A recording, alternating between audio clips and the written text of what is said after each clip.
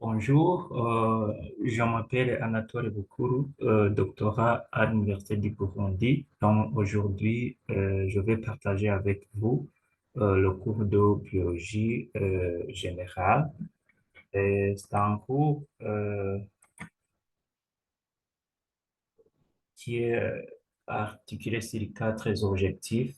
Euh, euh, le premier est que à la fin de ce cours, l'étudiant sera capable de savoir ce que c'est la biologie et définir les différentes disciplines qui y sont associées. Il doit aussi être capable de différencier une série de prokaryotes d'une série d'eucaryotes. Il doit également être capable d'identifier les différentes organites de la cellule et les fonctions. Il doit aussi savoir les principales molécules rencontrées dans l'organisme.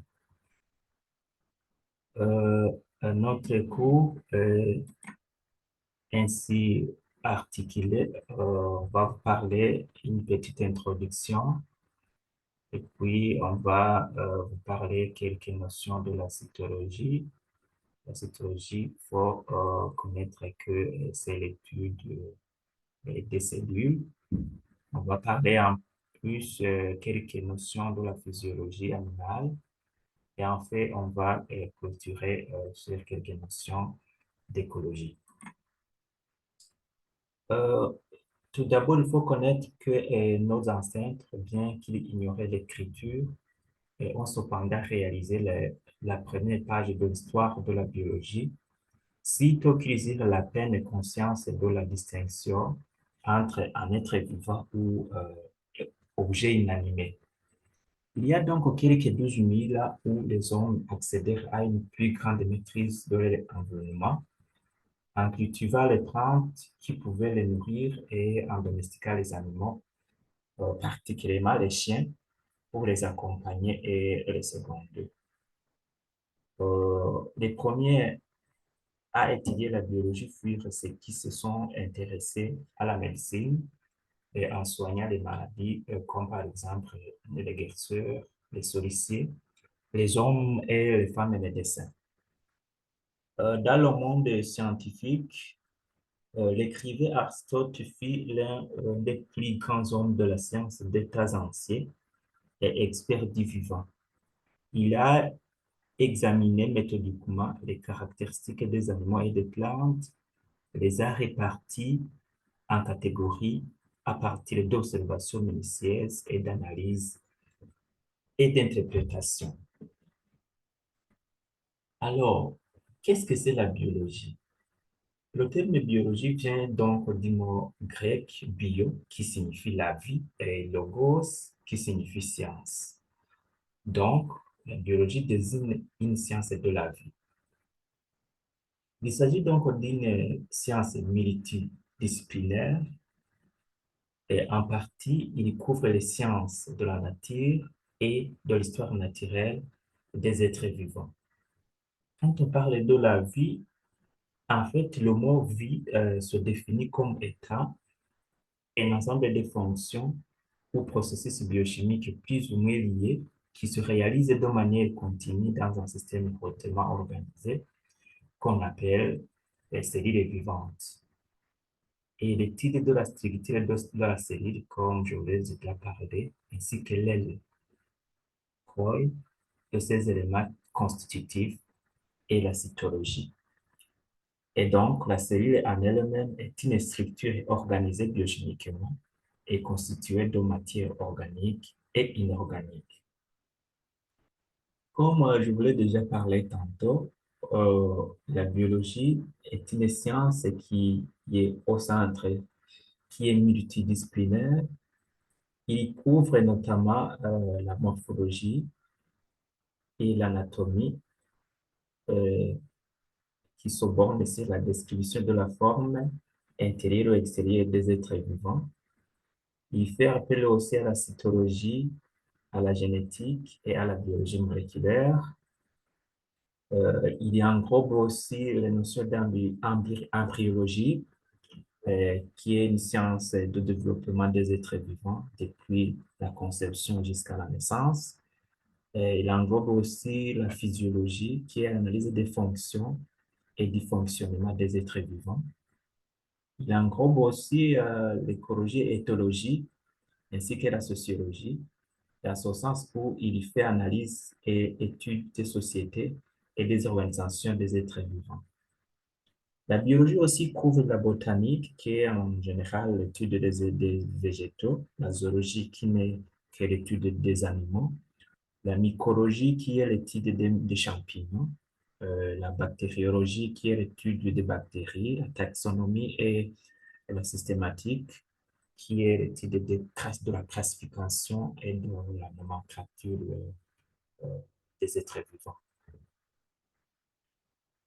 Alors, parlons dans notre premier chapitre quelques notions de la cytologie. Comme je vous ai déjà parlé, la cytologie, c'est l'étude des cellules. C'est une science qui se borne sur euh, la détermination et le fonctionnement des cellules. Et la cellule en elle-même constitue la plus petite unité capable de manifester des propriétés d'un être vivant. Ces propriétés sont entre autres se nourrir, croître, se développer, se reproduire et fonctionner de manière autonome. Bref, la cellule représente l'unité fondamentale, structurale et fonctionnelle de tout être vivant. Ici, si je donne l'exemple, chez l'homme, les cellules musculaires et les cellules nerveuses sont les plus grandes que la plupart d'autres cellules. Notez que dans le monde des cellules, euh, on connaît des grands groupes qui sont fondamentalement différents sur la base de leur structure interne et de leur organisation générale.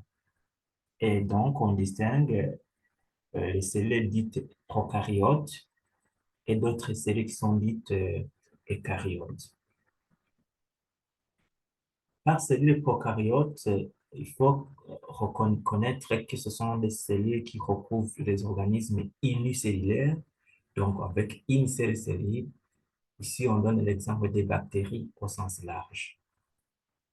Tandis que les cellules eucaryotes recouvrent les êtres vivants pluricellulaires, donc qui ont plusieurs cellules.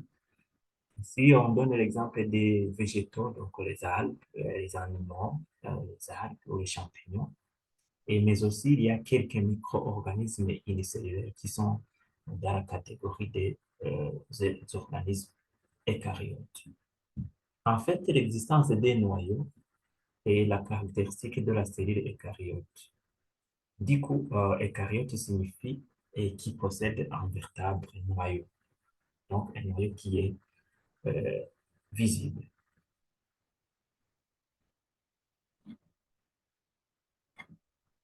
Alors, sans trop tarder, donc, permettez-moi de continuer sur le deuxième chapitre où je vais vous parler quelques notions de la physiologie animale. Et pour survivre, la cellule ou l'être vivant, comme nous, doit trouver dans son environnement des éléments nutritifs dont elle a besoin. Ces éléments nutritifs subissent des transformations métaboliques régulières ou contrôlées par des systèmes complexes et qui obéissent aux lois physico-chimiques. La science qui s'occupe de ces mécanismes métaboliques, c'est la physiologie. Celle-ci, donc,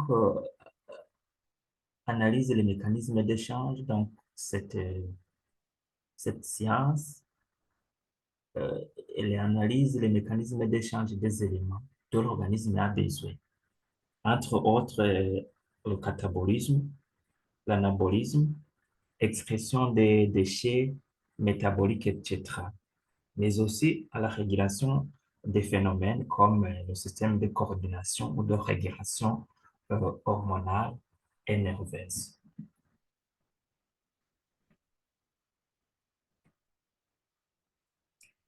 Avant de clôturer notre présentation, j'aimerais clôturer sur ce dernier chapitre qui nous parle des notions d'écologie. Tout d'abord, il faut connaître que l'écologie vient du mot grec eikos, qui signifie maison, et logos, qui signifie science. En un mot, l'écologie, c'est une science de la maison, ou bien, en d'autres termes, science de l'habitat. Notons qu'il y a plusieurs définitions qui ont été fournies par différents auteurs, mais la plus récente et acceptée a été proposée par Dajos. Et lui a défini l'écologie comme état une science qui étudie les conditions d'existence des êtres vivants et les interactions de toutes sortes qui existent entre ces êtres vivants d'une part, entre ces êtres vivants et au milieu d'autre part. L'écologie a donc pour objet de détecter, d'analyser et de prévenir, ainsi que de combattre des dysfonctionnements éventuels dans l'écosystème. Elle fait appel à de nombreuses autres sciences, comme par exemple la botanique, la zoologie, la pédologie et la climatologie. Les études écologiques portent conventionnellement donc ces trois niveaux, le niveau d'individu, le niveau de la population, et ainsi que le niveau de la communauté.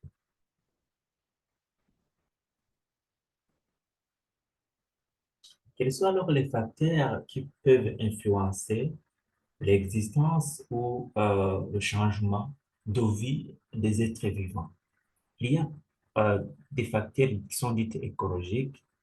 Il s'agit donc des facteurs physico-chimiques ou biologiques qui sont du coup susceptibles d'agir directement sur les êtres vivants et qui peuvent conditionner le développement de toute entité biologique depuis l'individu jusqu'à un écosystème tout entier. On distingue donc deux types de facteurs écologiques. Il y a les facteurs abiotiques qui réunissent l'ensemble des facteurs physico-chimiques et les facteurs biotiques qui sont des interactions, des relations qui existent entre les êtres vivants. Parlons d'abord des facteurs abiotiques. On connaît les facteurs climatiques, dont vous en êtes déjà habitué, la température, l'humidité, la pluviométrie, l'éclairement et la photopériode, etc. Il y a aussi les facteurs édaphiques qui concernent les caractères physico-chimiques du sol, notamment la texture, la structure, les éléments minéraux présents dans le sol. Ici, il faut noter que, par exemple, vous pouvez voir des sols, vous pouvez être en présence des sols qui sont sablonnés, qui sont limonés, ou bien des sols aussi qui sont argileux.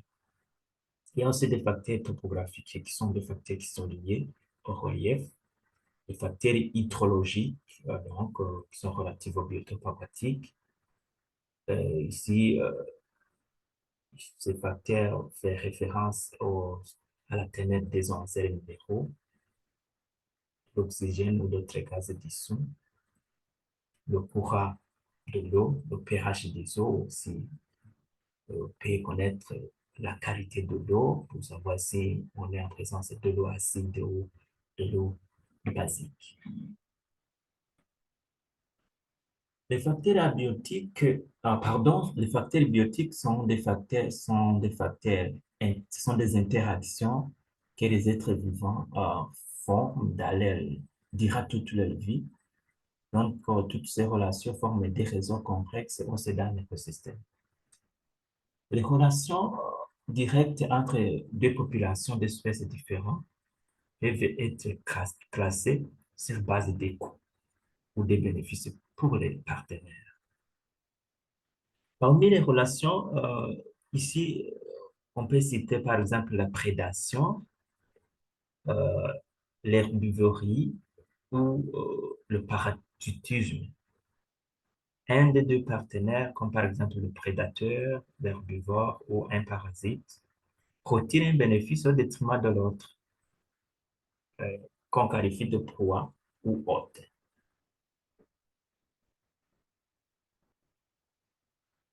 Les populations peuvent aussi entrer en relation de compétition pour l'utilisation d'une ressource avec un effet négatif pour les deux compétiteurs. Ici, par exemple, une espèce A peut éliminer une espèce B quand elles coexistent, tandis que l'espèce B n'exerce aucune action favorable ou défavorable sur l'espèce A. Et c'est la relation dite amensalisme. Mais aussi, il peut y avoir une relation qui est bénéfique pour l'un sans nuire l'autre. Dans ce cas, c'est la commensalisme. Ou bien, peut-être bénéfique pour les deux partenaires. Dans ce cas, on va parler de la mutualisme ou de la symbiose lorsque l'interaction est tout à coup intime. Donc, pour les deux partenaires, l'un bénéficie l'un de l'autre. Donc, c'est gagnant-gagnant. C'est une relation euh, dite gagnant-gagnant.